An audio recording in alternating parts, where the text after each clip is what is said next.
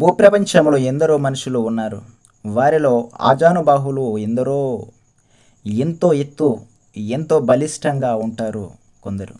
ఎంతో శక్తిమంతులు, బలశాలులు ఉన్నారు మరికొందరు. మరికొందరు విపరీత అవయవాలు కలిగిన వారు కూడా ఉన్నారు.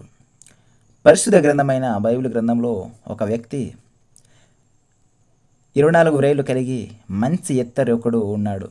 ప్రతి మనిషికి 2 చేతుల వ్రేలు 10, 2 కాళ్ళ వ్రేలు 10, మొత్తం 20 ఉంటే కాలు వ్రేలు, చేతుల వ్రేలు ప్రతి చోట ఆరేసి మొత్తం 24 వ్రేలు కలిగిన వ్యక్తి ఎవరంటే, ఒకసారి సమూయేలు 2వ గ్రంథము 21వ అధ్యాయము 20వ వచనంలో మనం చూద్దాం.